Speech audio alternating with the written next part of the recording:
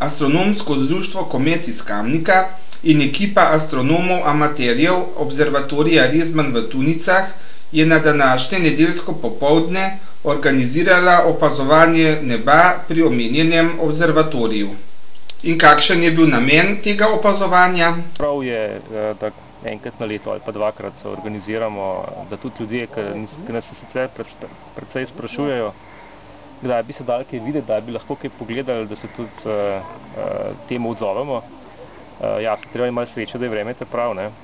Drugače pa z veseljem pokažemo tudi tako, da se kakšne manjše skupine, kakšne šole velikrat pridejo na obisk, da jim pokažemo, kako v bistvu se opazuje moderno, pravzaprav, ne, in pa kaj pravzaprav počnemo na observatoriju.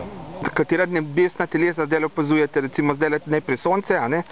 Zdaj jasno, Sonce, dokler se ne stemni, ne, potem pa bo kar danes glede na vreme, bo kar precej zanimivih stvari.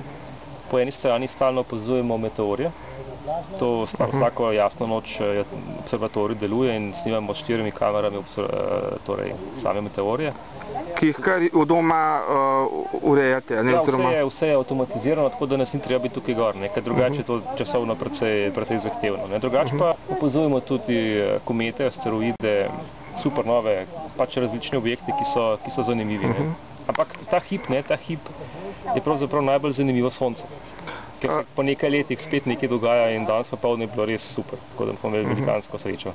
Smo videli več teh izbruhov oziroma palm, kakor vi strokovno temu rečete. Protuberance, ja, palme. Mislim, da tako je, no, zdaj v bistvu Sonce tokratni cikel zamuja, tako da je precej malo aktivno, no, ampak zdaj končno se je po 2 letih se je zbudil, ne, ker prej je bilo pa precej žalostno. Zadnjih 5-6 let je bilo zelo žalostno. Prejšnji cikel, ne, ki smo opazovali recimo 10 let nazaj, je bil pa super aktiven in bilo res marsikaj videti, ne. Res pa, da se je v teh 10 letih oprema toliko spremenila, da stvari, ki jih danes gledamo, jih nismo mogli gledati 10 let nazaj in je prav super, da imamo malo sreče.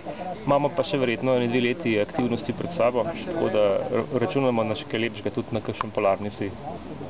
In kdaj ga pričakujete, recimo?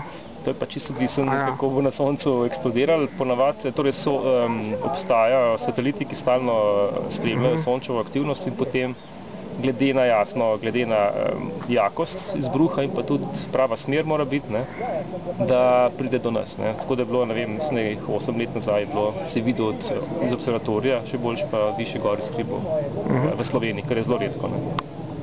Pa ima to pol na Zemljo kakšen vpliv, recimo ta polarni sij ali pa ti izbruhi?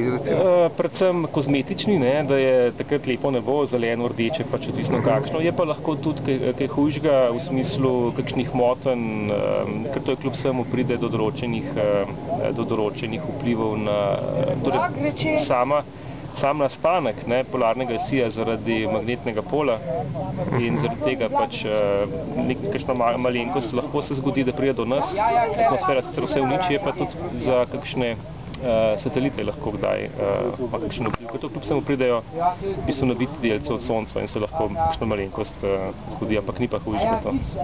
Ni to kakšen asteroid, kometa, ki je podobna, ki bi kdaj padel na Zemljo lahko, ne.